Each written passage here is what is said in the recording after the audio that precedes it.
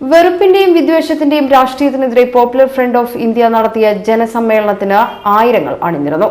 സമ്മേളനത്തിന്റെ ഭാഗമായി നടന്ന ബഹുജന റാലി അരയിടത്ത് പാലത്തു നിന്നും ആരംഭിച്ച് ബീച്ചിൽ അവസാനിച്ചു.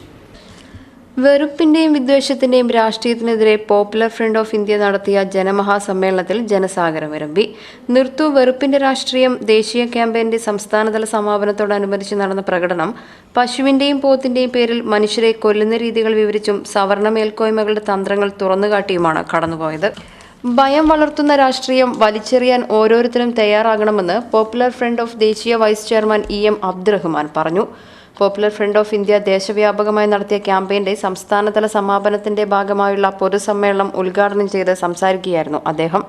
ഇന്നത്തെ ഇന്ത്യയിൽ വെറുപ്പിന്റെ രാഷ്ട്രീയത്തിന് നേതൃത്വം കൊടുക്കുന്ന സംഘപരിവാർ പുനഃസ്ഥാപിക്കാൻ ശ്രമിക്കുന്നത് യഥാർത്ഥത്തിൽ കുഞ്ഞാലി മരക്കാരുടെയും സാമൂതിരിയുടെയും പാരമ്പര്യങ്ങൾക്ക് വിരുദ്ധമായുള്ള കടൽ കടന്നെത്തിയ വാസ്കോ ഡി ഗാമയുടെയും മറ്റധിനിവേശ ചൂഷക ശക്തികളുടെയും അജണ്ടയാണ്.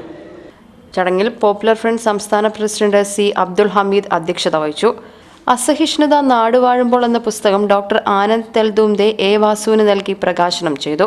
PC. George MLA, All India Muslim Personal Law Board അംഗം, All India Milli Council working committee അംഗവുമായ മുഫ്തി സെയ്ദ് ബാക്കിർ അർഷാദ്, ഗുജറാത്തിൽ കൊല ചെയ്യപ്പെട്ട മുൻ MP-യും കോൺഗ്രസ് നേതാവുമായിരുന്ന ഇഹ്സാൻ ജാഫ്രിയുടെ വിധവ സാക്കിയ ജാഫ്രി, എഴുത്തുകാരൻ യോഗേഷ് E. അബൂബക്കർ, SDPI ദേശീയ പ്രസിഡന്റ് A.